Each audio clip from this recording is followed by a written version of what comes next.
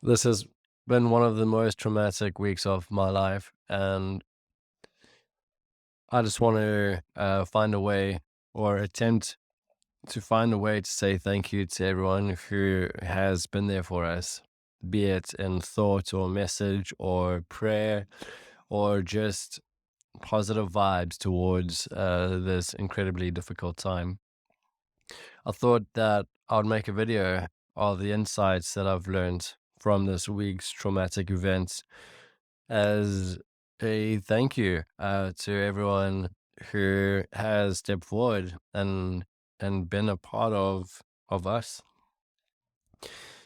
I'm sure you know, this week my son went to hospital for he had put a thing in his mouth as kids do, and he choked on it, and it went down to a point where he went blue. And it was when my wife was screaming out of panic for me to join them, and my seeing my son turning blue, that I knew life was going to change pretty rapidly from that moment. Thankfully, we just, by the way, if you ever have an object in your child's mouth um, that you can't see, never try and get it out with your finger, as it'll only lodge it further down. That's just something the doctors told me. So in case that ever happens to you, just just by the way, put your child over your knee or something and try pat it out, which is something that my wife did. And what I did out of what I thought had to be done was actually just pick him up, face him down at 45 degrees, and just shake him until I could hear him crying again. Crying is a great sign that there is air moving through, and air is what I'll talk about in this video. It's paramount. It becomes paramount importance of when you're in those circumstances. So crying is great, and thankfully we got to that point. Obviously, wishing that it would all be back to normal and that this unknown object will just pop out onto the floor. It not doing that had us on the phones, ambulances, and of course at the panic stations. So yeah, this video comes from a place of highest stake experiences and insights, and I just would like to offer my discovery to you so that perhaps you may take some of it and apply it to your own lives should it resonate in any way. Without getting too descriptive in what Hull has looked like for us this week, with with all of the things, with ambulances and unknowing and the highest stakes at any given moment being a part of this eternal journey. I'm not going to necessarily divulge into the details of how difficult things were. Just imagine the worst case scenario as to what every passing moment was like, but with all this odds just kind of stacked against things working out for the best.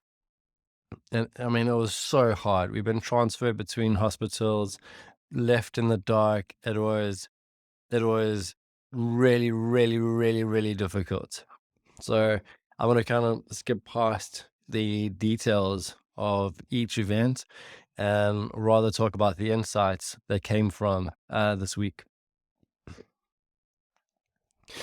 Once upon a time, when I say once upon a time, I mean like on Sunday, I wanted what a parent should, I guess, want for their kid, and that being prosperity and just success and abundance and being fulfilled and living life at the edge and getting everything they wanted over time. All right, so I don't know if everyone wants it, but I want that for my kids. Only to come to the rude awakening that me as an entity, as an individual, my small thinking mind in comparison to the greater scheme of things, the divinity, the majestic elements of life. Like, I'm insignificant to what actually is the magnificence of, dare I say, God, or whatever is the correct label to use to who is really running the show. What I'm trying to say is that if it was solely up to me and my thinking mind, I don't know if I'd have a son anymore. My capacity to keep a breath going, to regulate a system, to have a sense of any form of magic that I've witnessed this week unfold, is I don't shine a light to the magnificence that is life. It is in that where I realize the things that I once wanted for my kids have completely changed. Sitting alongside a hospital bed, just intently listening in and focusing on the sound of my son's next breath and remaining there and being present with him the entire time, alongside the realization of him not being able to ingest anything because he's got an object lodged into his esophagus, and how badly I just want to give him hydration and water. And of course, through all the trauma that he's going through, just pray that he falls asleep and gets to balance himself out and have that majestic whatever goes on whilst we sleep happen for him so his body can mend and repair. So what I wanted for him on Sunday and what I wanted for him on Monday night were complete different worlds.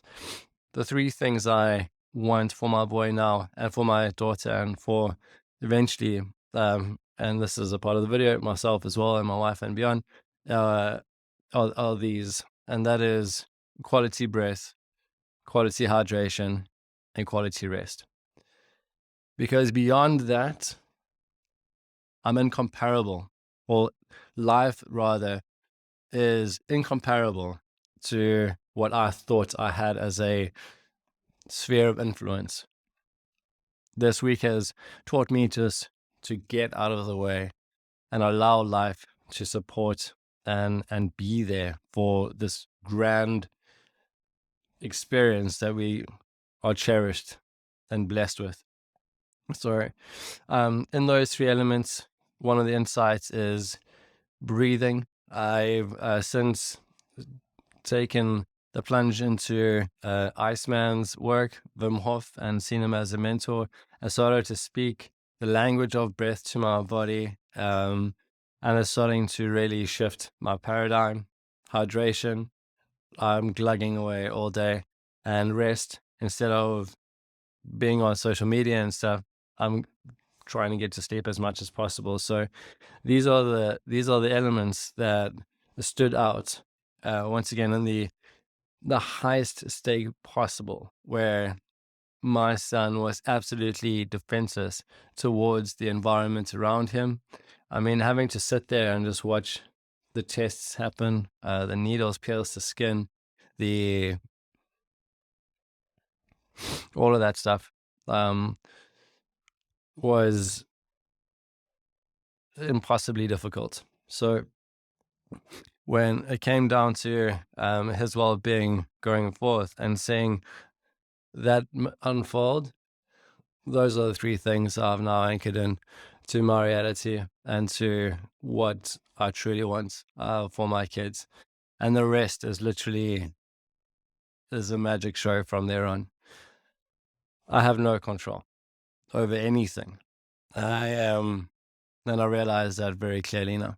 So the simple is where I'm looking to make as wonderful as possible for our kids, so that the platform of their calling of the power and glory and greatness that is inside them. Maybe it's not even that. Maybe it's something completely else. Whatever is inside them just simply comes out and flourishes as I've now been reminded as how lucky we are to be alive, how lucky we are to breathe, how lucky we are to have a system that regenerates and rests.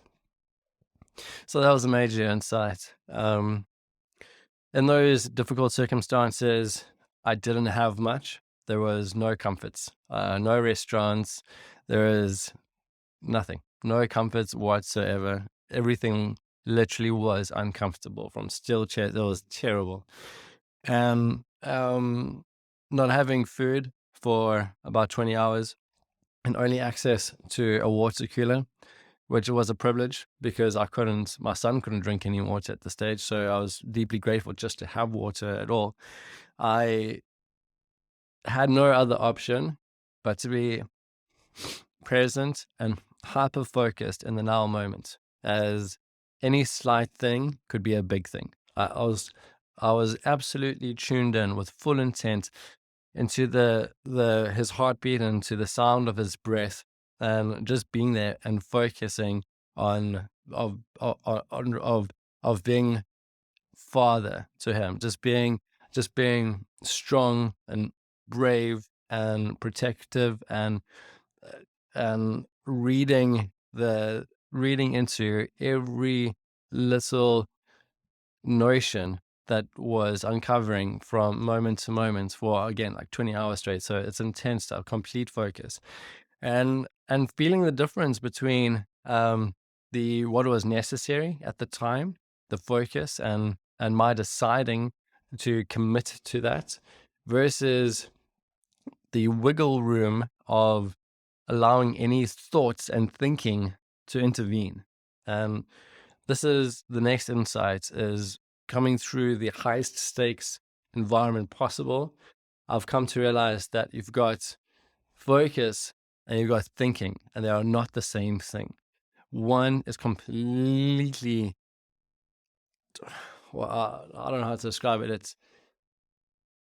It's the alchemistic, catalytic shift to a higher state of being, in totality, that you've got focus that is great and conducive to life and yourself and your experience on this planet.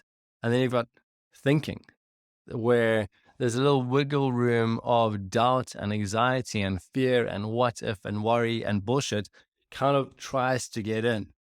I had the privilege of going through hell in in the sense where I had to, without like I've been there to catch my baby, as they call it, to deliver both of my kids. So I got a taste of this in the past, where it's absolutely high stakes and it's focus and intent beyond all else. And then after that, unfortunately, I've allowed thinking back into my life. However, after 20 hours of that and seeing the distinct difference, I can quite comfortably say that I no longer want to be a sufferer of thinking. Just before my son went into theatre, my wife arrived because we agreed to swap shifts. I could barely see straight, let alone go through another period of what I just went through. So, as angelic as she is, she came in, and I was able to come back home and refresh. When I arrived home, my baby daughter was there, and I wanted to spend time with her, but I was absolutely exhausted. So I needed to find something just to break through where I was, just so I could have something in me and enjoy her company. And I turned the kettle on, made myself a cup of coffee, put in my sugar as I normally would, and I sat down to have that cup of coffee.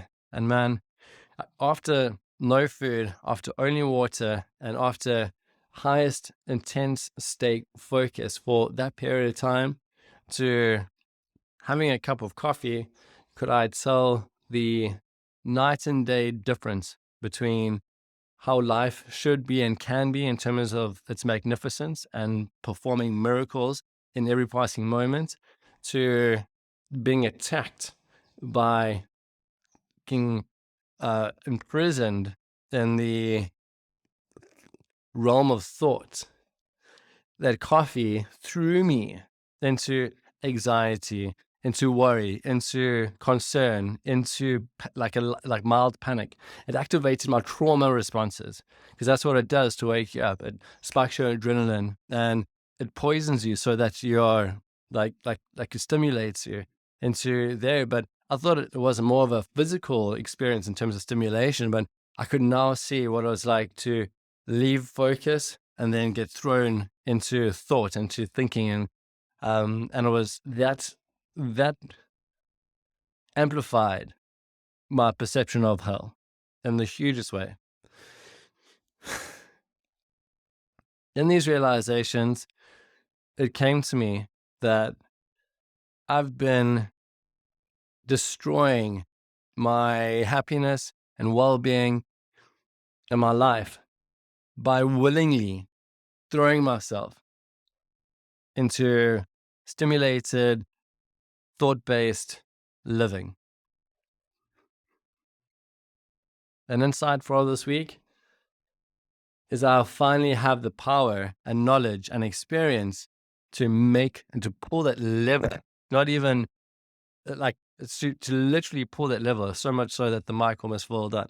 Like to pull that lever across or actually from thinking to focus, to get into a place of where I've been dying to be, a place of causality, a place of where intent and decisiveness and maintaining by decision, like deciding, maintaining who I decide to be in any one moment, to be a father, to be brave, to be strong, to be present, to be there. I can get there instantly now through just focusing and deciding. Until now, I've got glimpses of that reality, but until this week, for me, it's been, who am I? What am I here to do? What is this about? Rationalization, bringing logic to things, dissecting things, being suspicious towards things, worrying about things, creating scenarios inside my mind that never materialized. It just literally just punished me. It was just, I've been trapped to a world of thoughts. If now is not the time for you to drop those stimulating, silly substances, I want you to remember this life lesson that has happened to me for a time that you are. The quality of life between the two is very difficult to compare, because although focus and thinking sound similar, you have to experience the difference to really know what I'm talking about. So that was another major insight that's come through. When it comes to circumstances like this is the next insight. I have to say, and it is cliche, but you never know who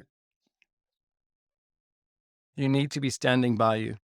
Who, not even that, you never know when there are situations that call together a time and need where you need everyone to stand together, or everyone should be standing together for those circumstances.